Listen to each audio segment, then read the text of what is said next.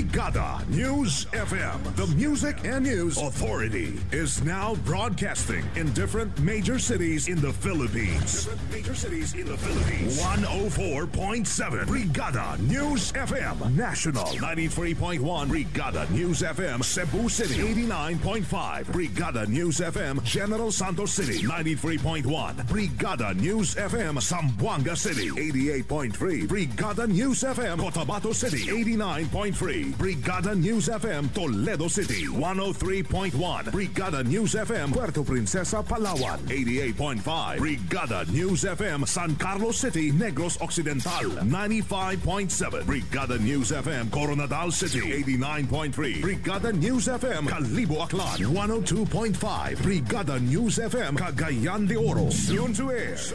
Brigada News FM radio stations that will embrace and get the airwaves in other cities in the country. 102.9 Brigada News FM Daet Camarines Norte, 93.5 Brigada News FM Olongapo City, 97.5 Brigada News FM Kidapawan City, 102.9 Brigada News FM Tacloban City, 107.3 Brigada News FM Rojas City Capiz, 95.1 Brigada News FM Iligan City, 92.9 Brigada News FM Kawayan City Isabela, 92.5 Brigada News FM Tuguegarao City, 90.9 Brigada News FM Bogo City, Brigada News FM Davao City, Brigada News FM Butuan City, Brigada News FM Surigao City, Brigada News FM Valencia City, Bukidnon, Brigada News FM Dumaguete City, Brigada News FM Bacolod City, Brigada News FM Iloilo City, Brigada News FM Baguio City, Brigada News FM, the music and news authority. Brigada Mass Media Corporation, now invading the nationwide broadcasting scene. And will soon have its mark in Philippine radio. One time, the new Filipino time, alas 4 ng hapon, mga kabrigada. That time check was brought to you by Power Cells Herbal Capsule. Tuldukan ang sakit. Siksik sa mga bagong balita. Rinig sa buong bansa. Narito na ang Brigada Balita Nationwide sa hapon. Mula sa Brigada National Headquarters, narito sina Sandy Madarcos at Luna Agimat. Ang programang ito ay hatid sa inyo ng Power Cells Herbal Capsule. Tuldukan ang sakit.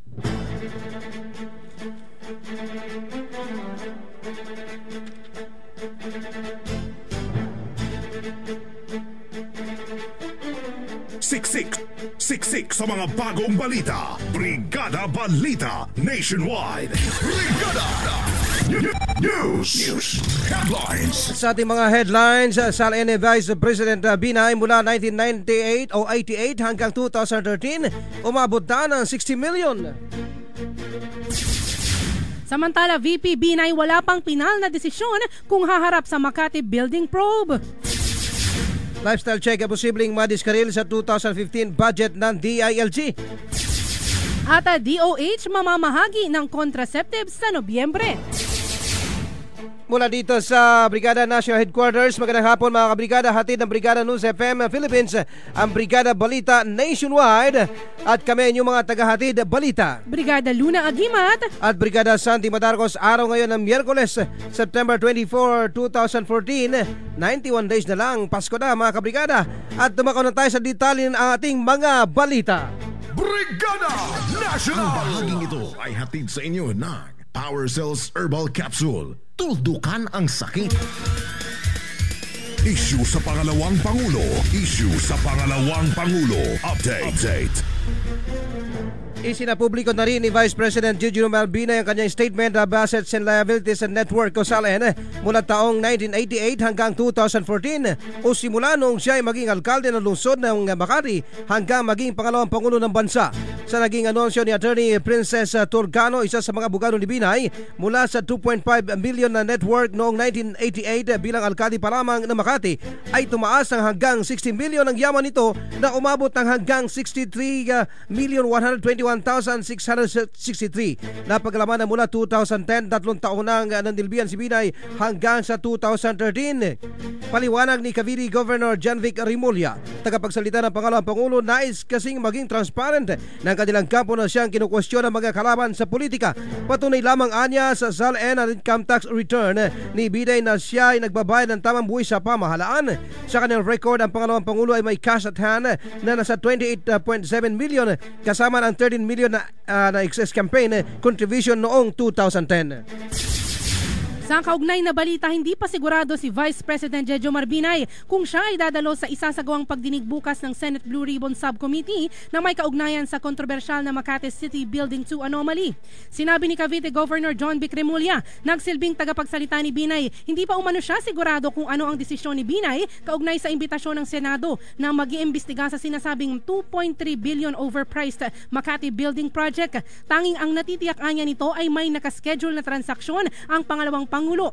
Una nang iginiit sa Brigada News FM ni Binay na maging siya ay ayaw nitong humarap sa pagdinig dahil sa una na ring ipinahiya at niyuraka ng mga senador na nais lamang ng publicity ang kanyang anak na si Makati Mayor Junjun Binay nang ito ay isinalang sa pagtatanong sa Senado. Siksik sa mga bagong balita. Brigada Balita Nationwide. Nababahala umano si DILG Secretary Maroas sa maring maantala ang mga reforma ang isinusulong sakaling aprubahan ng Senado ang kanilang hinihiling na pondo para sa 2015 o sakaling hindi maaprubahan ng Senado ang kanilang hinihiling na pondo para sa 2015. Kasunod na rin ito ng isinagawang pagdinig ng Senate Finance Committee sa 104.5 billion na proposed budget ng DILG. Aminado si Rojas na mahirapan ang ahensya na ipatupad ang reforma sakaling mabawasan ang inihirit na budget. Anya, sinisikap nilang gawing profesional ang hanay ng uniform personnel, gayon din ang pagkuha ng dagdag na pulis para makatugon sa problema ng peace and order sa buong bansa. Una nang isinulong ng ahensya ang lifestyle check sa mga pulis na maaaring madiskaril lalo na dapat itong gawing regular. Napagalaman na nakapaloob sa proposed 2015 budget ang patuloy na pagpondo para sa pagpapalakas ng peace and order at public safety kung saan kailangan nilang bumili ng dagdag na mga patrol vehicles, ballistic computers at iba pa. Brigada Balita Nationwide. Magkakaiba ang mga opinyon ng ilan sa mga miyembro ng Kongreso sa kontrobersyal na usapin na pagsasampa sa Ombudsman ng kasong plunder laban kay PNP Chief General Alan Purisima. Matatandaan na sinabi ni House Speaker Feliciano Belmonte Jr. na dapat magbitiw na lang sa pwesto si Purisima out of delikadeza matapos na sampahan ang kaso ng Coalition of Filipino Consumers kaugnay sa umano'y questionableng yaman nito. Sa pananaw naman ni Deputy Majority Leader at CBAC Party List Representative Sherwin Tugna at ang Magdalo Representative Francisco Ashley Acedillo, dapat idaan ito sa tamang proseso at hindi na muna kailangang magkusang bitiwan ang pwesto. Sinabi naman ni Akbayan Representative Warden Bello na ang pagsasampa ng reklamo sa Ombudsman ay hindi sapat na batayan para magkaroon ng balasahan sa hanay ng PNP sa pangunguna ni Purisima. Ayon naman kay Marikina Representative Miro Kimbo, nasa diskresyon na ng Pangulong Aquino ang kapalaran ni Purisima. Ang PNP chief ay nahaharap ngayon sa sari-saring alegasyon ng katiwalian sa usapin ng Statement of Assets at Liabilities and Net Worth o SALN at umano'y mga questionableng yaman. Brigada Balita Nationwide. Inirekomenda naman ni Senator Grace Poe kay DILG Secretary Marojas na sabihin sa Pangulong Aquino na pagbakasyonin muna si PNP Chief Police Director General Alan Purisima na ngayon ay naharap sa kontrobersiya ng umano'y katiwalian at tagong yaman. Ang rekomendasyon ay sinabi ni Senator Poe sa isinagawang pagdinig ng Senate sa pondo ng Department of Interior and Local Government kaninang umaga. Ayon sa mga babatas, napapanahon na bilang pinuno ng DILG na maipakita sa pamagitan ng isang halimbawa kung paano pangalagaan ang tiwala ng mga nasasakupan nito at maisalba ang moral at pangalan ng institusyong kinabibilangan ni Purisima at Rojas. Nilinaw naman ni Pon na kung pagbabakasyonin muna ni Rojas si Purisima ay hindi ito nangangahulugan na guilty na ito sa ibinabatong mga aligasyon, kundi magdadala ng mensahe ng kawalan ng magdadala ng mensahe ng kawalan ng itinatanggi o tinatangi, katulad ng ilang senador na pansamantalang sinuspende para hindi maapektuhan ang isinasagawang investigasyon laban sa mga ito. Samantala, tawagin muna natin ang ating kabrigadang si Leo Malikdem na naka-standby mula dyan sa Palasyo ng Malacanang. Gabriela America, nagprotesta laban kay Pangulong Aquino sa Columbia University. Brigada Leo, i-brigada mo! Brigada Live Report! Ipinagkibit balikat na lamang ni Pangulong Noynoy Aquino ang ginawang protesta ng grupo ng mga miyembro ng Gabriela sa Amerika habang siya ay dumadalo sa Columbia University Forum sa New York City kung saan nakalusot ang ilan sa mga ito at nagkunwaring magtatanong.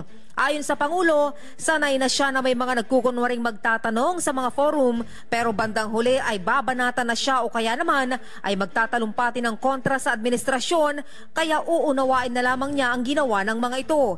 Nilinaw naman ng Pangulo na bukas siyang pakinggan ang mga nais na iparating sa kanya ng sino man o anumang grupo. Tanging hiling lamang ng Pangulo ay sana maging bukas ang isipan ng mga kabataan at huwag magpapadala sa mga nagsisiksik ng negatibong bagay sa kanilang isipan ng iba nating mga kababayan. Mula sa Palasyo ng Malacanang para sa Brigada Balita Nationwide, Brigada Leo Navarro Malikdem, Brigada News. Brigada Balita Nationwide sa hapon. Sa iba pang balita, tumagal lamang ng 3 oras ang pagsailalim sa Magnetic Resonance Imaging o MRI ni Senator Jinggoy Estrada nitong umaga sa Cardinal Santos Medical Center sa San Juan City. Napag-alaman na ngayong araw ng Miyerkules lamang ang ibinigay na araw ng Sandigan Bayan 5th Division para sa MRI ng nakakulong na senadora sa PNP Camp Crame. Una rito pinagbigyan ng anti-graft court ang hirit ni Estrada na mapasuri nito ang kanyang iniindang sakit sa balikat na umabot na raw hanggang sa leeg. Sa desisyon ng anti-graft, pinapayagan lamang si Estrada na maisailalim sa MRI simula alas 9 ng umaga hanggang alas 12 ng tanghali. Si Estrada ay gwardyado ng police escort habang siya ay nakasakay sa minibus at pagkatapos ay humarap na sa mga media. Brigada Balita Nationwide sa hapon. Samantala, punta naman natin ang Department of Justice. CJ Sereno dinepensa ang pagsibak kay Gregory Ong. Bahala na lamang siyang harapin ang kasalanan. Alamin natin ang report mula sa ating kabrigada Bong kagabi. Brigada Bong, i-brigada mo! Brigada Live Report! Nanindigan ngayon si Supreme Court Chief Justice Maria Lourdes Sereno na bahala na lamang ang nasibak na si Sandigan Associate Justice Gregory Ong na harapin ang kanyang nagawang kasalanan sa batas. Ito ang binigyang din ni Sereno matapos ang inilabas na resolusyon ng mga maestrado ng Korte Suprema na naghatol ng guilty kay Ong dahil sa kanyang ugnayan kay Pork Barrel Queen Janet Lim Napoles. Ayon kay Sereno, matibay ang mga ebidensya laban kay Ong kaya't nagkaisa mga maestrado na hatulan ng guilty ito dahil sa gross misconduct, dishonesty at impropriety. Anya, ang desisyon ng Supreme Court ay upang malinis ang hanay na hudikatura sa katiwalian sa lipunan. Yan ang ulat mula sa Korte Suprema para sa Brigada Balita Nationwide, Brigada Joffrey Bong Kagapi, Brigada News. Brigada Balita Nationwide.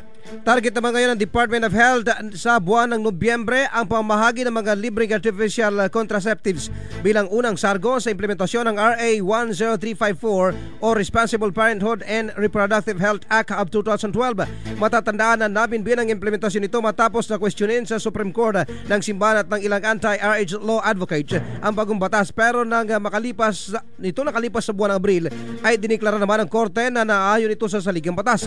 Magkagayunman inatasan ng Supreme Court ng Food and Drug Administration o FDA na bago maglabas ng mga ganitong contraceptives ay tukuyin muna kung ligtas ang mga ito at nang hindi nakakatanggal ang mga ibinubuntis na sanggol. Ayon kay Health Undersecretary Janet Garin, sa ngayon ay inaantay na lang ng DOH ang certification ng FDA na hindi makaapekto ang gagamiting contraceptives sa mga nagbubuntis na mga nanay. Brigada Balita Nationwide. Sa iba pang balita, umaabot sa 4,000 na mga US at Filipino soldiers ang nakatakdang sumailalim sa military exercise o Philippine Amphibious Landing Exercise mula September 29 hanggang October 10. Sinabi ni First Lieutenant Gerber Anthony Belonio, tagapagsalita ng Philippine Marines, kabilang sa mga ito ang nasa mahigit sa 1,000 na tauhan ng Philippine Navy at Philippine Marines, habang ang nalalabing 3,000 ay pawang mga sundalong Amerikano. Kabilang sa mga gagawing pagsasanay ay ang live fire exercise at ang combined live exercise na gagawin sa Crow Valley sa Tarlac, habang sa Naval Educational Training Center sa Zambales naman isasagawa ang mechanized assault exercise. Napag-alaman na ang FIBLEX ay isinasagawa taon-taon sa pagitan ng Pilipinas at Amerika na pinalalakas pa dahil sa nilagdaang Enhanced Defense Cooperation Agreement o EDCA. Siksik sa mga bagong balita. Brigada Balita Nationwide. Mahirap ang buhay dito sa Pilipinas at mahal ang lahat ng bilihin. Ang kinikita ay sapat lang para sa pamilya. Kapag may sakit, saan ka kukuha ng extra? Iwasan ang magkasakit ng sa pera, hindi ka magkanda ipit-ipit. Patibayin ang pangangatawan, uminom ng Power Cells Herbal Capsule. May mga sangkap tulad ng garlic cloves, cayenne pepper, mustard seed powder at cinnamon bark na napakahusay para matuldukan ang mga sakit. Power Cells Herbal Capsule, 2 capsule 3 beses sa isang araw. 1 hour before meal. Power Cells Herbal Capsule available yan huyan mga kabrikada sa lahat ng mga leading drugstores nationwide. At yan ang unang bahagi ng ating balita live na inihatid sa inyo ng Power Cells Herbal Capsule at Drymax Adult Herbal Supplement. Kasama pa rin si Brigada Luna Agimat. at ako naman Brigada Santi Matarcos, manatiling nakatutok sa Brigada Balita Nationwide sa hapon. One time, the New Filipino Time, alas 4:13 ng hapon. That time check was brought to you by Drymax Adult Herbal Capsule. Tatagal ka ba? Kailangan mong kumayod ng kumayod ng kumayod. Kaya naman, palagi kang pagod. Pagod. Pagod.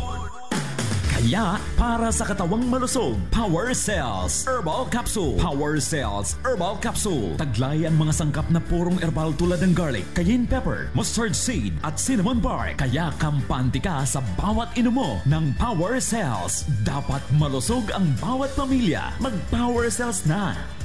Power Cells. Mabibili sa mga butika. No approved therapeutic claims. First year anniversary. Darling, nagustuhan mo ba ang dinner natin sa labas? Ika-5 anniversary. Flowers and chocolates for you, darling. Ika-15 anniversary. Biscuit, darling. Gusto mo? Ika-25 anniversary.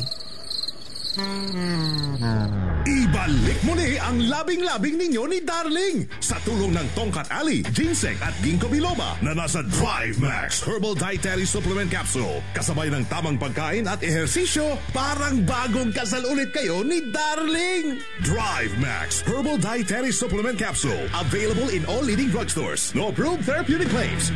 Mag-text o tumawag sa 0932-282-8805 para sa karagdagang impormasyon. Ang Power Cells Herbal Capsule at Drymax Herbal Dietary Supplement Capsule ay available sa Watson's Drugstores nationwide, St. Apollonia Drugstore, Julius Pastor New Market, Batangas City, Naomi's Pharmacy, Public Market, Lipas City, Batangas, Villanueva Pharmacy, P. De Hoya Street, Lemery, Batangas, City Drug, Amarillo, Makati City.